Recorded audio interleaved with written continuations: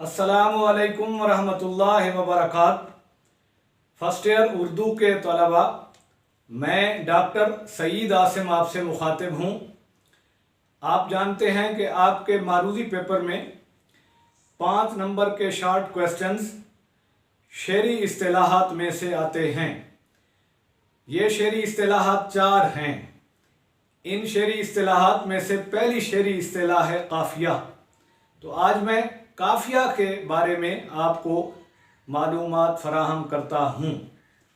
आप देख रहे हैं कि काफिया के बारे में ये जो बुनियादी अहम निकात हैं वो मैंने तरतीब से लिखे हुए हैं। पहला पॉइंट है, काफिया अरबी ज़ुबान का लफ्ज़ है। अगर इस तरह सवाल आए कि काफिया किस ज़ुबान का लफ्ज़ है तो अरबी ज़ुबान वाला ऑप्शन दुरुस्त होगा।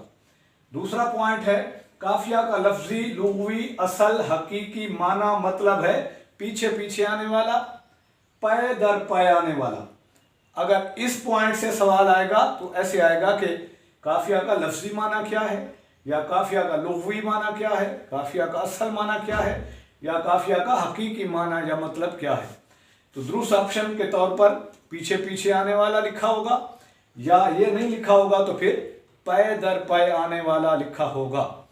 इसी तरह अगला पॉइंट है, काफिया का इस्तिलाही माना मतलब है वो हम वज़न और हम आवाज अल्फाज जो कसीदे या गज़ल के अशार में रदीफ से पहले आते हैं। अब इस पॉइंट को अच्छी तरह जहन में रख लें कि काफिया हम वज़न अल्फाज और हम आवाज अल्फाज को कहा जाता है।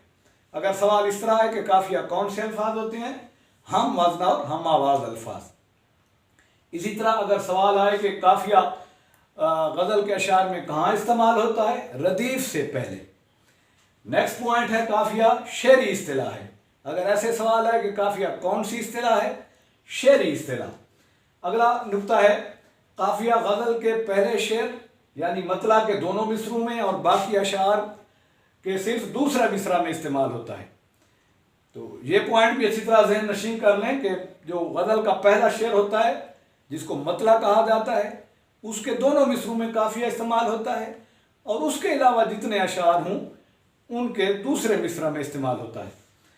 अगला पॉइंट है कि काफिया के बगैर गज़ल मुकम्मल हो सकती है।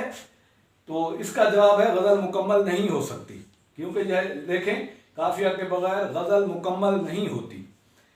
तो यह सवाल इस तरह भी आ सकता है कि क्या गज़ल के लिए काफिया ज़रूरी है, तो इसका जवाब होगा हाँ, यानी ज़रूरी है।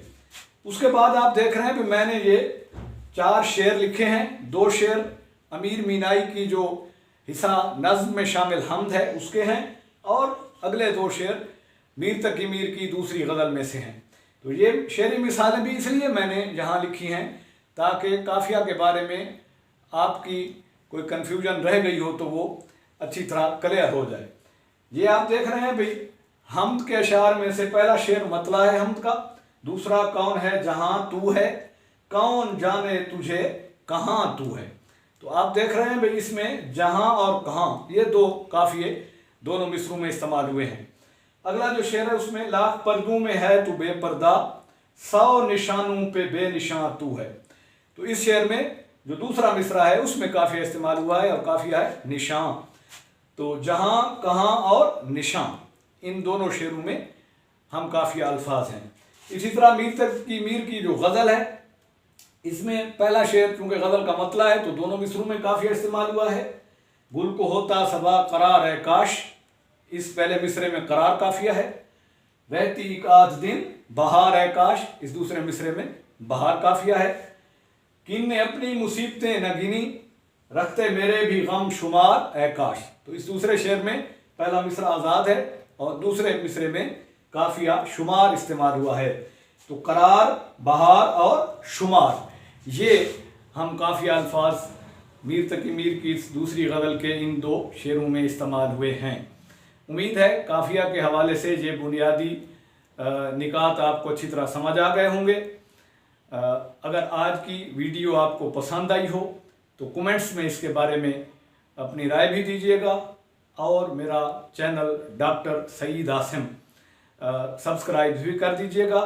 और जो आपके क्लास फेलोज़ हैं उन तक भी मेरे चैनल को मुतारिफ़ ज़रूर कराइएगा, ताकि वो भी इन वीडियो से इल्मी इस्तिफ़ादा कर सकें। इजाज़त दीजिए, अल्लाह हाफ़िज़।